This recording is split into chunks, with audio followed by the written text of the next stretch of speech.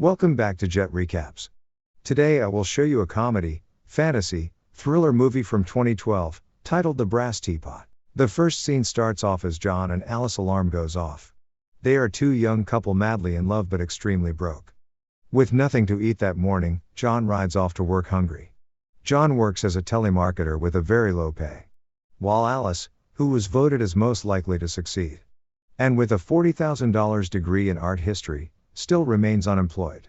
She goes off for an interview later that day, but got rejected. Home alone, their landlord, Arnie, harasses Alice for the rent. She gives him a check hoping that it won't bounce when he cashes it, as they now have lots of outstanding debts on their credit card.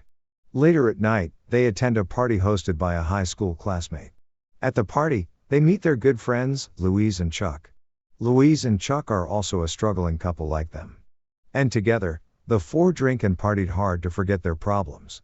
Alice and John wakes up the next morning with a terrible hangover, as they had drank on empty stomachs the previous night.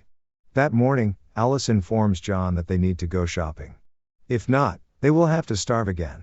So, they head out in their beat-up car to go get food. But on the drive to the grocery shop, a truck runs into their car. And fortunately, the accident was a minor one. They stop to inspect the damages done to the car. Opposite where they stop, Alice sees an antique store. And immediately, she feels the irresistible urge to go into the store. Inside the store, she browses through the antiques. And when she sees a brass teapot, she couldn't hold back herself. And she steals the brass teapot on impulse. The next morning, while home alone, Alice accidentally burns herself with the curling iron. And immediately, the teapot spits out money. Shocked, she hurts herself some more, and more money comes out. Meanwhile at work, John has just been laid off. His boss claims he is being unproductive in the company. Dejected, he comes home, only to see Alice lying down hurt, and the house in disorder. John panics as he thinks thieves must have broken in. But Alice assures him that she is fine. And she brandishes a huge amount of money at his face. Then, she tells him of her discovery with the brass teapot. She believes the brass teapot is a gift from the gods to solve their financial problems.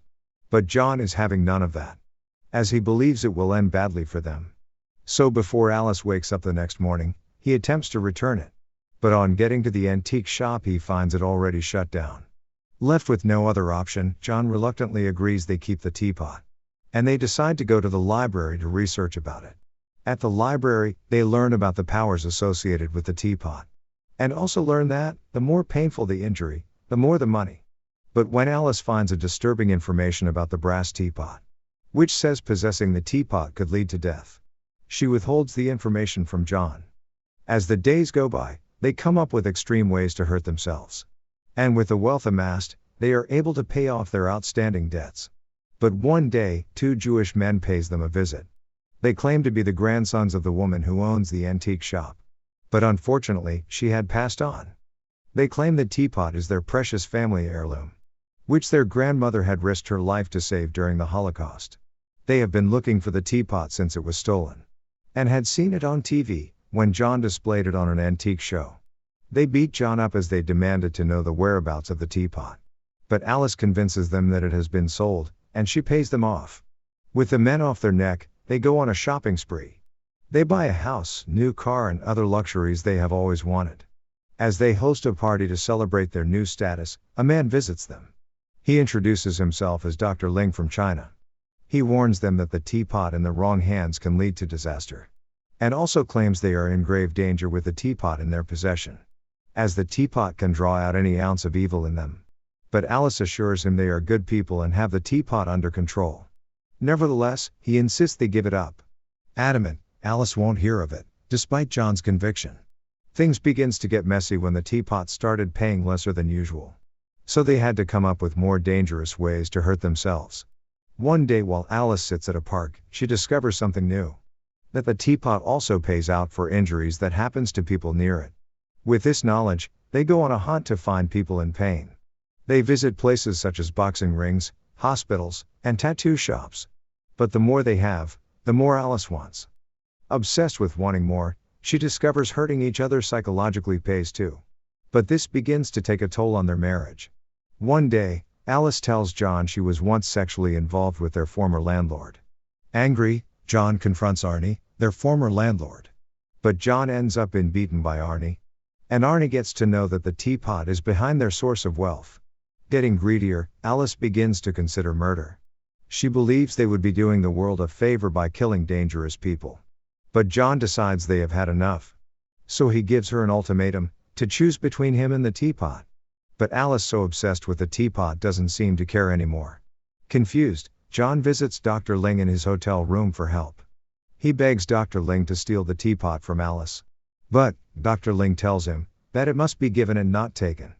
And when John finally discovers the information Alice had withheld concerning the teapot, he attempts suicide as he knows Alice isn't ready to give up the teapot. That night, he jumps off the second-floor window, but luckily, he survives. Almost losing John and now realizing the problems the teapot has caused their marriage, Alice finally agrees to get rid of it. And they plan on handing it over to Dr. Ling the next morning. But that night, Arnie steals the teapot. Initially, John and Alice are glad the teapot is gone. But then, they realizes what Arnie can do with the teapot in his hands. Being so mean, Arnie will be so quick to kill others to get money. So, they go over to Arnie's trailer and attempts to take back the teapot. But they are overpowered with guns by Arnie and his wife, Brandy. And as they are about to kill them, the two Jewish men bust in. They also had guns, with intentions to take the teapot for themselves. And this ensues into a shootout. John and Alice quickly hide behind a couch to avoid being killed. When the four finally end up killing themselves in the shootout, John and Alice resurfaces from their hiding place.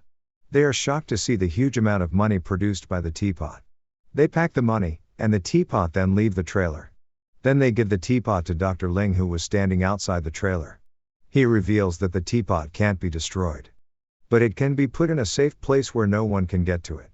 Having decided they have had enough money, John and Alice gives the money out. They mail a huge amount to Louise and Chuck, transforming their lives. They also give out their house and car, returning back to their old lifestyle. The movie comes to an end as Dr. Ling sails to the middle of the ocean and drops the teapot overboard, where it sinks to the bottom of the ocean. If you enjoyed this recap, kindly like and subscribe to our channel and click on the bell icon. Do let us know what you think about the movie in the comments section below. Enjoy other movie explanations on our channel. Thanks for watching.